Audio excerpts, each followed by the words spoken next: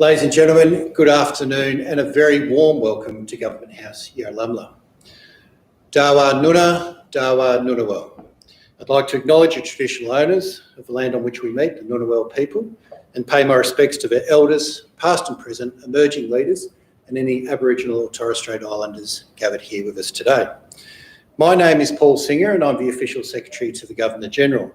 And as this badge signifies with its cross quills, I'm also the Secretary of the Order of Australia, whose Council recommends appointments in the General Division to the Governor-General, who is the Principal Companion and Chancellor of the Order.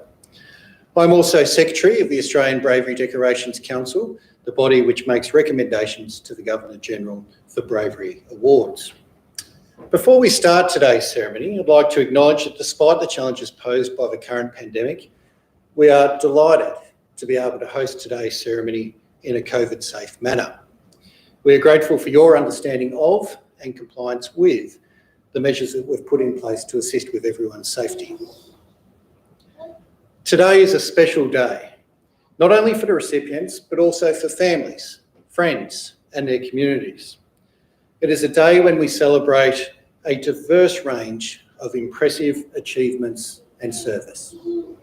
The Australian Honours System provides a wonderful mechanism through which we as a nation can recognise ordinary Australians doing extraordinary things. Since its inception in 1975, almost 420,000 people have been recognised for their meritorious bravery, military or national service. The Order of Australia is a principal means of recognising outstanding service, and it's important to note that nominations come from all areas of the community. Anyone can nominate. As staff at Government House, my colleagues and I are privileged to play a small part in the recognition and celebration of that achievement. I hope that we can make today an occasion that you'll all recall with some pride for some time to come. Shortly, I'll invite you to stand as Her Excellencies the Governor-General and Mrs Hurley enter the room, and then please remain standing for the singing of the first verse of the Australian National Anthem. The investiture will then begin and proceed in the order listed in your programs. After I read their names and citations, the recipients will enter the room from the doorway on my right, and then after they've been invested, will leave by the central aisle to take up their seats at the back of the room. At this point, you might like to show your appreciation with a short applause as the recipients return to their seat. At the conclusion of the ceremony, I'll invite recipients to join their Excellencies for a formal photograph on the state entrance stairs. After the photographs, refreshments will be served in the dining room where the Governor-General, Mrs Hurley and recipients will join you. So please relax and enjoy this very special occasion. Ladies and gentlemen, would you please stand for the arrival of Her Excellencies the Governor-General of the Commonwealth of Australia and Mrs Hurley, and for the singing of the Australian National Anthem.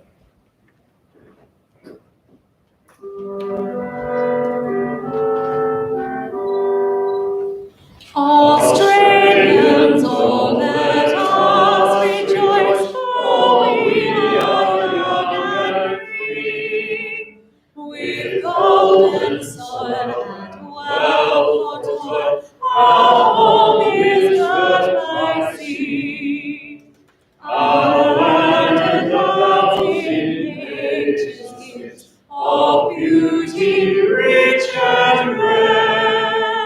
In history's page let every stage advance Australia fair.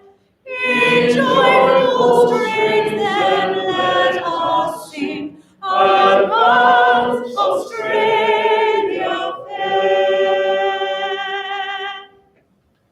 Thank you. Please be seated.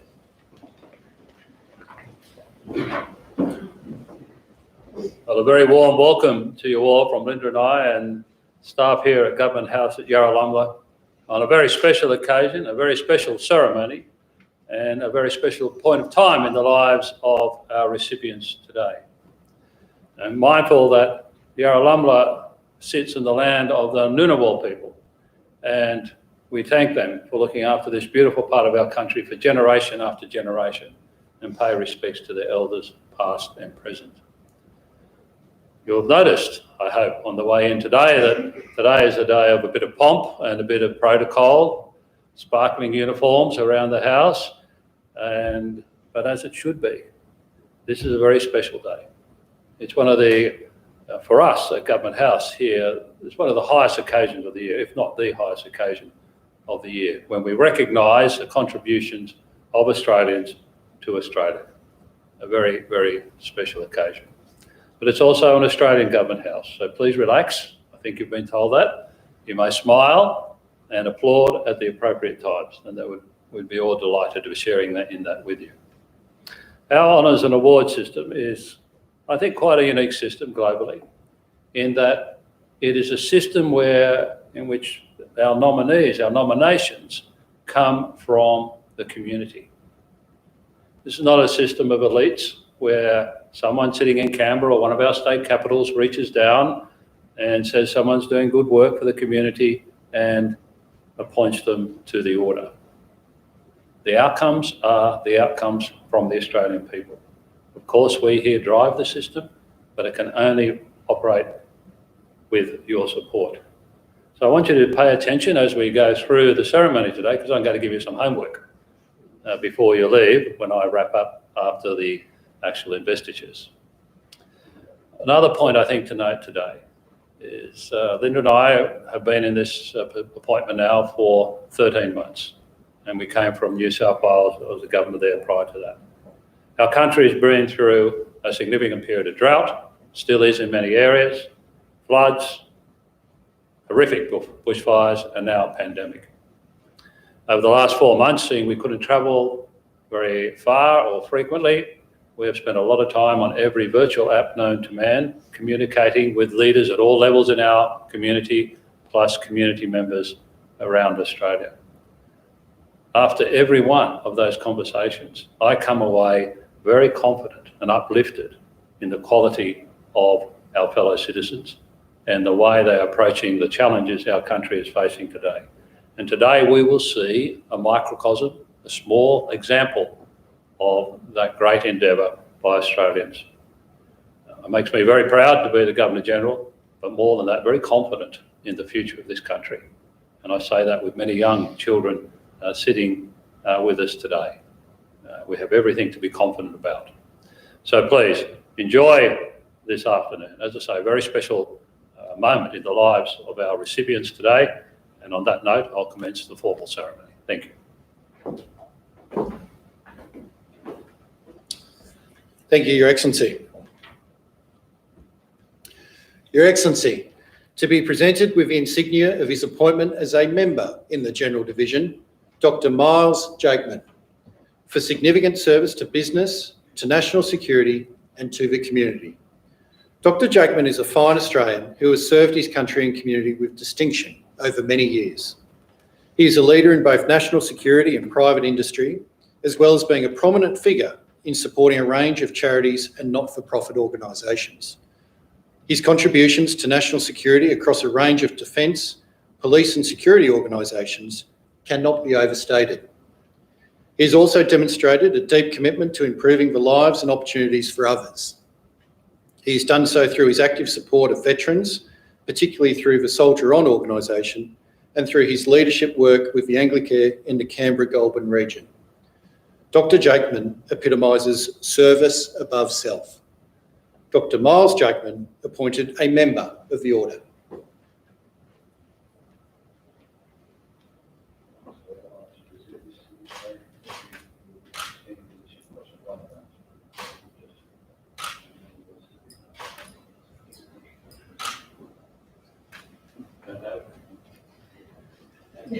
Not allowed to lose it. Congratulations.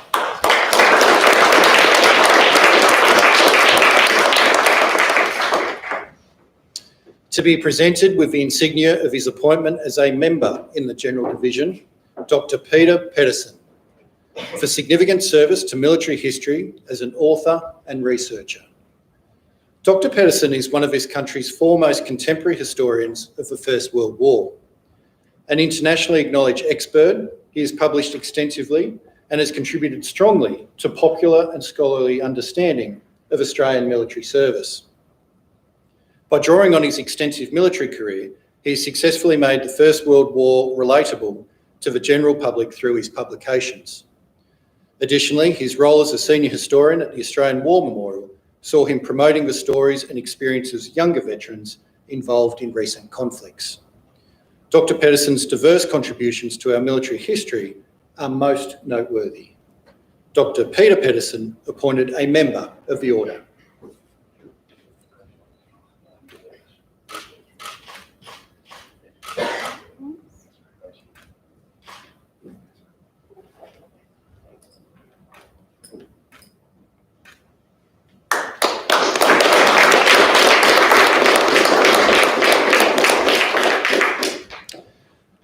To be presented with the insignia of his appointment as a member in the Military Division, Colonel Andrew McBarron. For exceptional service as a Director of Officer Career Management Army, as Career Manager for General Service Officer Lieutenant Colonels and Staff Officer Grade 1 establishments. Colonel McBarron's exceptional dedication to improving Army's organisational structures has significantly enhanced the career management of Army's officers. As Staff Officer Grade 1 establishments, he identified and addressed unsustainable growth in the number of Army senior warrant officers. Subsequently, as Career Manager for General Service Officer Lieutenant Colonels, he matched organisational needs to the professional development requirements of Army's largest and most complex officer portfolio. While serving as Director Officer Career Management responsible for managing Army 6,000 regular officers, he executed the largest officer posting cycle in which 92% of the officer workforce received early notification of their position. Colonel McBarron's commitment over many years has greatly improved Army's culture and personnel management. Colonel Andrew McBarron appointed a member of the Order.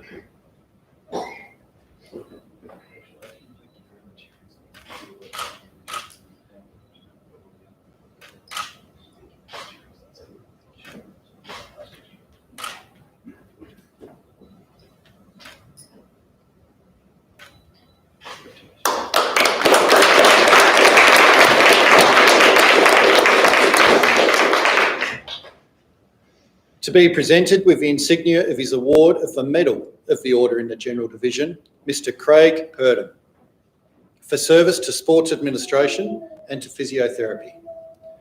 Mr. Purdum is held in high regard within the Australian sports medicine community and by the elite athletes he has cared for. With over 35 years of experience, he has greatly assisted athletes throughout his high level of physiotherapy knowledge, and particularly in his role as Deputy Director of the Physical Therapies Department at the Australian Institute of Sport.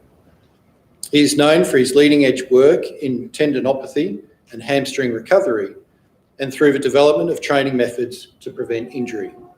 He is regarded as a top-ranking clinician in his field, and is nationally and internationally recognised for his expertise.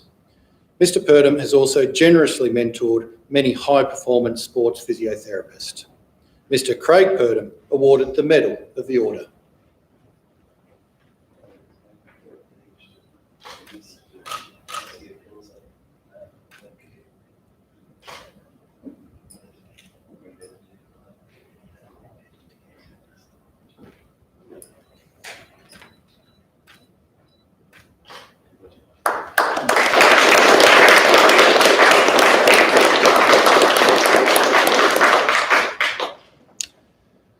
To be presented with the insignia of her award of the Conspicuous Service Cross, Lieutenant Colonel Caroline Kelly, for outstanding devotion to duty as Staff Officer Grade 2 Diversity and Inclusion, Army People Capability Branch. Lieutenant Colonel Kelly has delivered multiple initiatives across Defence's and Army's culture, diversity and inclusion portfolios. She initiated the creation of a Defence lesbian, gay, bisexual, trans and/or intersex reference group framework to provide advice to the workforce and to senior leadership. She has also been a driving force for the Women in Australian Defence Force report, for Army's White Ribbon accreditation, and as the primary architect of the Indigenous Plan Army. Lieutenant Colonel Kelly's ability to deliver contributions across various initiatives has been exceptional. Lieutenant Colonel Caroline Kelly awarded the Conspicuous Service Cross.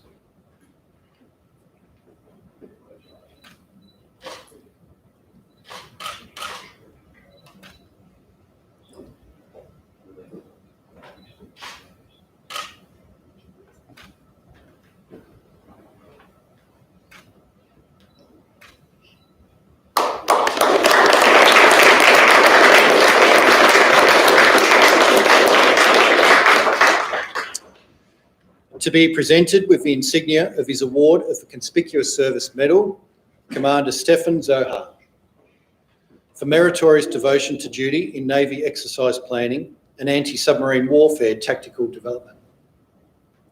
Commander Zohar's tenure as a submarine exercise planner resulted in enhanced anti-submarine warfare fighting effectiveness in the submarine, surface and fleet air armed forces of the Navy.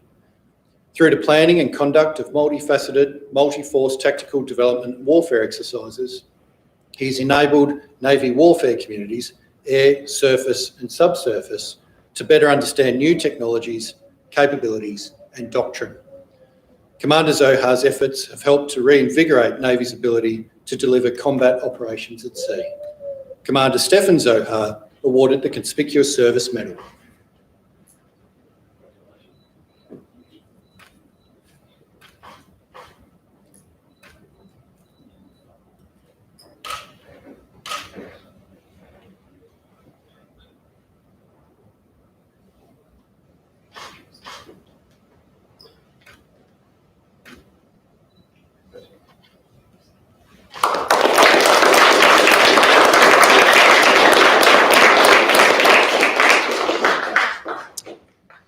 To be presented with the insignia of her award of the Public Service Medal, Miss Julie Roberts.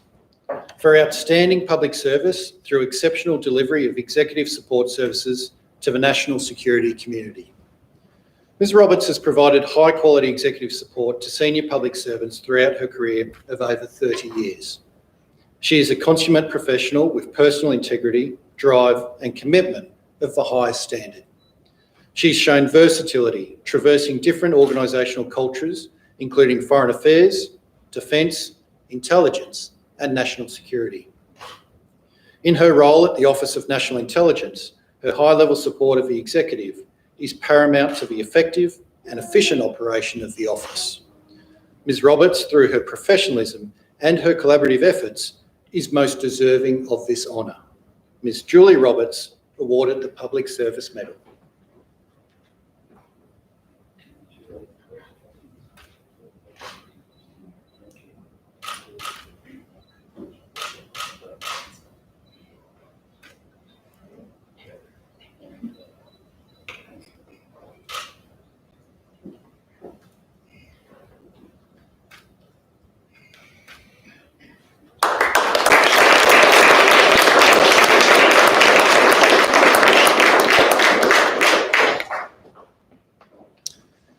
We move now to the Australian Bravery Decorations.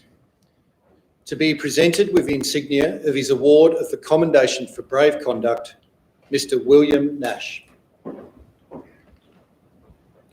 On the afternoon of the 12th of March 2017, Mr. William Nash went to the rescue of several people caught in a dangerous rip at Denham's Beach in New South Wales. At about 4:30 p.m, Mr. Nash, then aged 16 years, and his family arrived at Denham's Beach and quickly noticed that a family of four were struggling in the rip. The beach was not patrolled, the tide was going out, and the adult and three children were being dragged out to sea. Mr. Nash quickly handed a surfboard to a beachgoer who was able to assist two of the children who were closer to the shore. He then grabbed his own surfboard and paddled out about 100 metres to the adult and the third child. On reaching them, the child was panicking and trying to keep the adult male's head above water. The man was having difficulty staying afloat and kept going underwater. Mr. Nash grabbed the young girl and placed her on his board.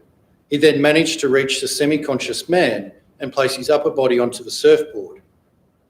He kept hold of him to prevent him from sliding back into the water. Mr. Nash then swam backwards until the waves began pushing the group towards the shore. When they were about 20 metres from the beach, another beachgoer entered the water to assist in bringing the semi-conscious man to the beach, where he was provided initial first aid and cared for until paramedics arrived. For his actions, Mr. Nash is commended for brave conduct.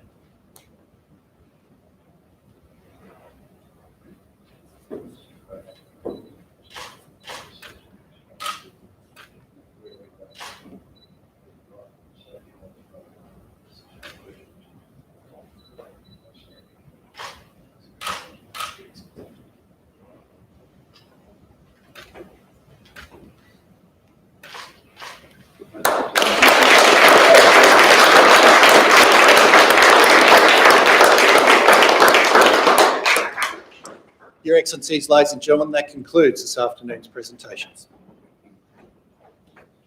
Ladies and gentlemen, we've acknowledged each of the recipients individually. I think it'd be the right moment now to acknowledge them all as a group. Thank you.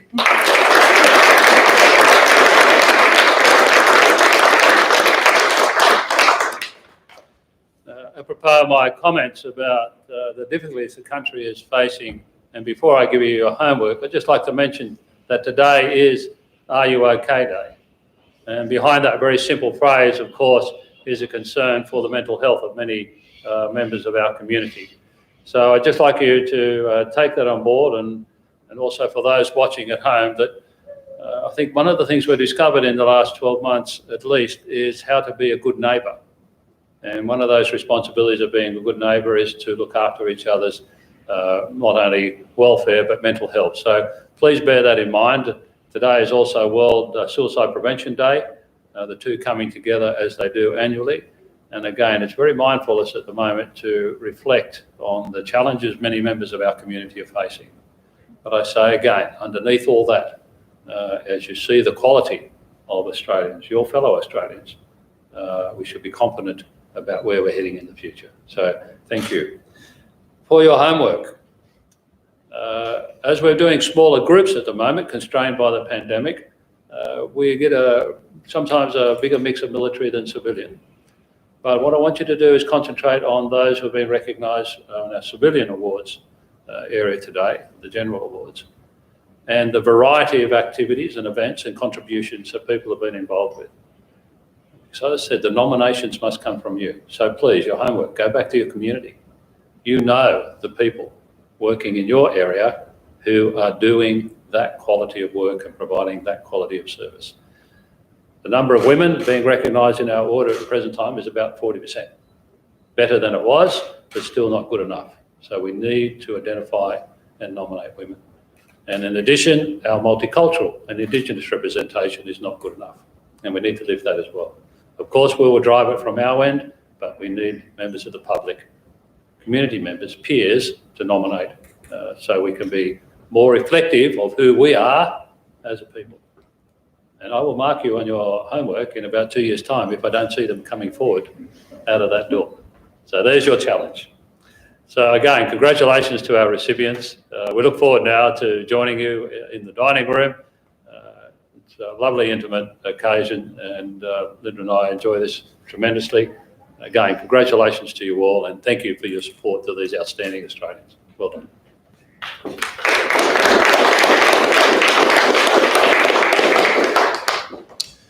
Thank you, Your Excellency. Ladies and gentlemen, to assist with the homework that the Governor-General has issued this afternoon, I do encourage you to look at the Governor-General's website, where you'll find plenty of information and advice about nominating someone within the Order of Australia. So please do consider who you think is worthy of recognition within your community.